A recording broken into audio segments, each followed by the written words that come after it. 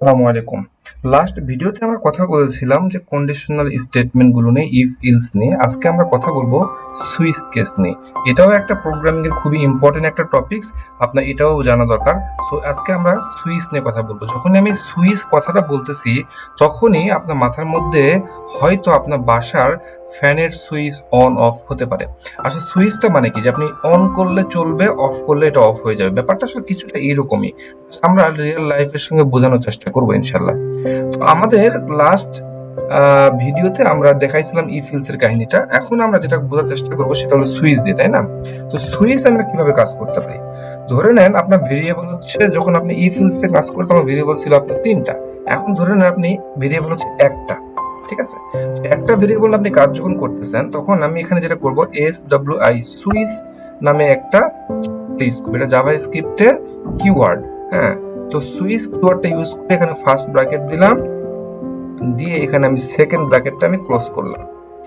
আর এই ফার্স্ট ব্র্যাকেটের ভিতরে আমি ভেরিয়েবলটা দিলাম হলো এক্স, বিকজ আমি এই এক্সটা নিয়েই কাজ করবো। এখানে ভ্যালু চেঞ্জ হবে, সেটার উপর ডিপেন্ড করে অনেক কিছু ঘটনা ঘটতে পারে। তো সুইচের ভিতরে আমি এখানে বলে দিলাম CASE কেস 5, ঠিক আছে? তারপর কোলন দিলাম।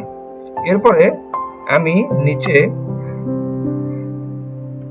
লিখলাম ডকুমেন্ট ডট রাইট, এটার মধ্যে দিলাম যে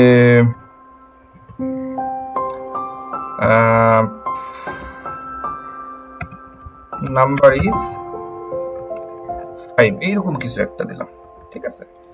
মানে এরপরে আমি কি করব, এখানে একটা ব্রেক দিব, BREAK ব্রেক। এই ব্রেকটা খুব ইম্পর্টেন্ট, আমরা এটা পরে আসি। মানে ধরে নেন আপনি কোন একটা অপশন করেছেন অথবা কোন একটা নাম্বার, সাপোজ ধরে নেন হচ্ছে 017, 017 একটা কি নাম্বার, ঠিক আছে? তো এই নাম্বারটার সাথে আপনি এখানে নাম্বার মিলাতে চাচ্ছেন 017। যদি নাম্বারটা 017 হয়, এটার সাথে মিলে যায়, তাহলে বলবেন নাম্বার ইজ জিবি নাম্বার, ঠিক আছে? দেখি এই নাম্বারটার সাথে এটা মিলে কিনা এবং এটা অ্যান্সারটা কি দেয়, আমরা এটা জাস্ট বোঝার চেষ্টা করি। দেখেন number is GP, that means true. আচ্ছা, আমরা যদি আরো একটা কেস বানাই, যে আমরা আরেকটা কেস বানালাম, যেটা হচ্ছে আমি বললাম 019, তাহলে এই নাম্বারটা যেটা হবে সেটা হচ্ছে, আচ্ছা আমি এটাকে একটা স্ট্রিং হিসেবে মধ্যে ঢুকে যদি দেই 019, ঠিক আছে? এটাকে আমি ঢুকাই দিলাম হচ্ছে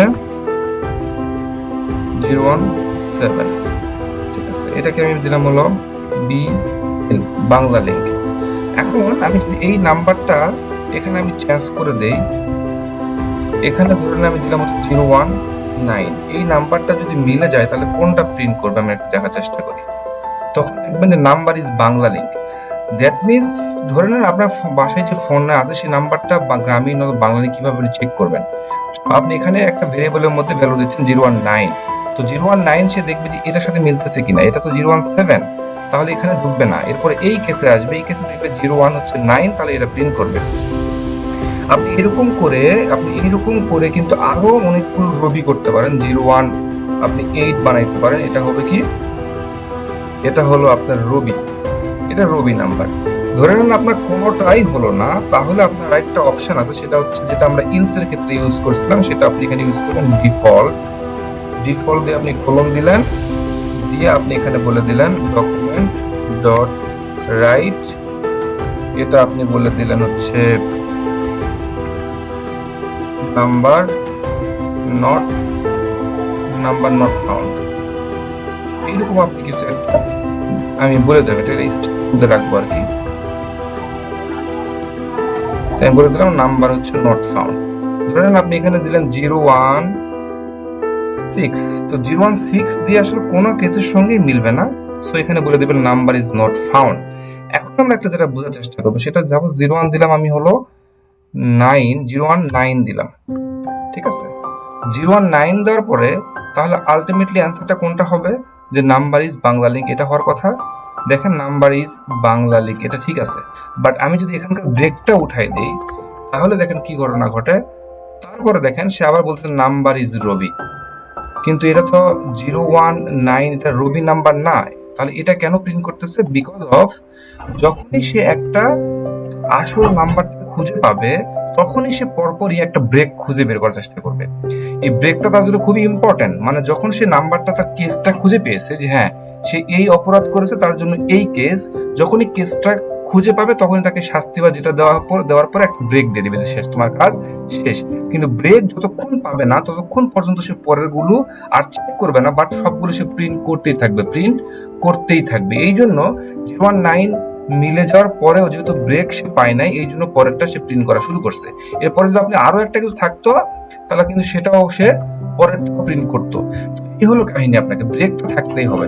হ্যাঁ, ব্রেক মানে হচ্ছে আপনি খুঁজে পাইছেন, এরপরে আপনার মানে বের হয়ে আসতে হবে, এটা আর কি।